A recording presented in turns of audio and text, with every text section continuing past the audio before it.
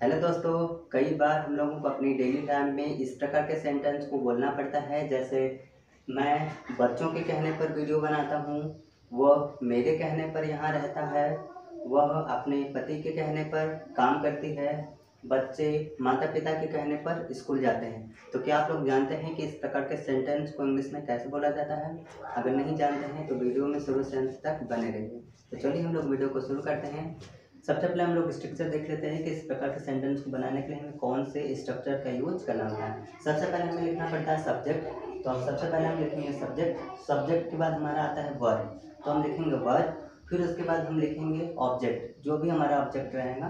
फिर उसके बाद हम लिखेंगे eight the behest of, eight the behest of. उसके बाद हम लिखेंगे जिसके कहने की बात हो रही है उसको, उसकी मीनिंग को हम लोग लास्ट में लिख देंगे। ये हो जाएगा हमारा स्ट्रक्चर कंप्लीट। तो चलिए आप वीडियो में आगे बढ़ते हैं और इसी स्ट्रक्चर को यूज करके हम लोग चारों सेंटेंस को एकदम आराम से, एकदम आसानी से बनाते हैं। तो पहला सेंटेंस दिया हुआ है, मैं बच्चों के कहने पर वीडियो बनाता हूँ। मैं बच्चों के कहने पर वीडियो बनाता हूँ, तो इसका इंग्लिश हो जाएगा। सबसे पहले मैं सब्जेक्ट हमारा है, तो लिखेंगे हम मैं की इंग्लिश क्या हो जाएगी, आई। तो हम लिखेंगे आई। फिर उसके बाद देखिए वीडियो बनाता हूँ, तो बनाना होता है मेक, तो हम लिखेंगे आई मेक वीडियोज, वीडियोज। तो मैं वीडियोज बनाता हूँ, मैं वीडियो बनाता हूँ हो गया, मैं वीडियो बनाता हूँ। फिर हमें उसके बाद लिखना है, देखिए सब्जेक्ट हो गया हमारा, वर्ब हो गया, वर्ब के बाद हमारा हो गया ऑब्जेक्ट। ऑब्जेक्ट के बाद हमें लिखना है एट द बिहेस्ट ऑफ, तो लिखेंगे eight the behest, behest of.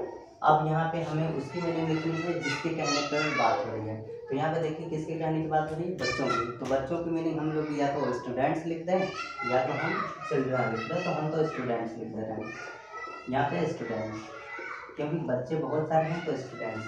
तो देखिए मैं बच्चों के कहने पर वीडियो बनाता हूँ, तो इसका इंग्लिश बन गया I make videos eight the behest of students, I make videos eight the behest of students. दूसरा सेंटेंस हमारा दिया है, वह मेरे कहने पर यहाँ रहता है, वह मेरे कहने पर यहाँ रहता है। तो सबसे पहले हमें लिखना पड़ेगा ही, उसके बाद हम लिखेंगे रहता है तो लिव। ये प्रेजेंट इंडेफिनिट टेंस का होता है, तो सिंगुलर नंबर थर्ड पर्सन के साथ जैसे यस लगाते हैं तो लगा दिए लिव्स हियर, मतलब वह यहाँ रहता है। ठीक है, कोई बात नहीं।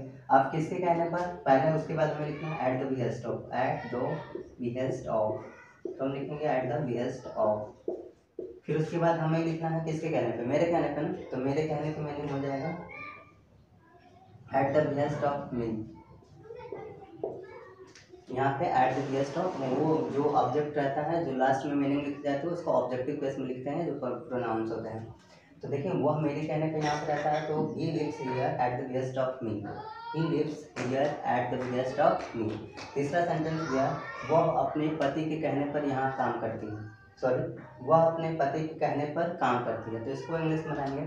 सबसे पहले हम लिखेंगे सब्जेक्ट हमारा ही, सी है क्योंकि स्त्रीलिंग है, वहाँ कोई भी स्त्री है तो सी हो जाएगा, सी वर्क। यहाँ पे भी देखिए सी सिंगुलर नंबर थर्ड पर्सन का होता है, तो लिखेंगे वर्क, वह काम करती है। अब किसके कहने पर लिखेंगे, सबसे पहले eight the behest of, eight the behest of, eight the behest of हो गया। फिर उसके बाद हम क्या करेंगे, किसके कहने पर काम कर रही है, अपने पति के। तो अपने पति के मतलब सी के साथ अपना की इंग्लिश क्या लगाई जाती है, हर। तो हम लिखेंगे हर, और पति का मीनिंग हो जाएगा हस्बैंड, तो हम लिखेंगे हर हस्बैंड।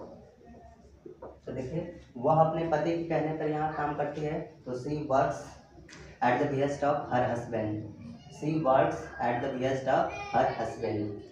चौथा और लास्ट सेंटेंस हमारा दिया है, बच्चे माता पिता के कहने पर स्कूल जाते हैं, या तो आप लोग इसे ऐसे बोल सकते हैं, बच्चे अपने माता पिता के कहने पर स्कूल जाते हैं। तो इसको इंग्लिश में बनाएंगे। सबसे पहले हम लिखेंगे चिल्ड्रन, तो हम लिखेंगे चिल्ड्रन कहाँ जाते हैं, गो टू स्कूल। वर्ब हो गई हमारी गो, फिर कहाँ जा रहे हैं, स्कूल, तो गो टू स्कूल। ऑब्जेक्ट हमारा स्कूल हो गया। आप किसके कहने पर जा रहे हैं, तो उसके पहले हम लिखेंगे के कहने पर, तो एट द बिहेस्ट ऑफ आएगा हमें, eight the behest of, eight the behest of. अब किसके कहने पर, बच्चे रहते हैं तो अपने माता पिता के कहने पर जाते हैं, इसलिए हम लगाएंगे अपना की मीनिंग लगाएंगे देयर, THEIR होता है देयर। फिर उसके बाद पेरेंट्स, माता पिता दोनों की मीनिंग होती है पेरेंट्स। अगर माता की बात करें तो फादर होता है, पिता की बात सॉरी माता की बात करें तो मदर होता है, पिता की बात करें तो father.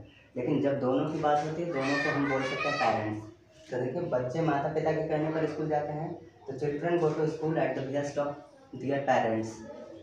Children go to school at the best of their parents.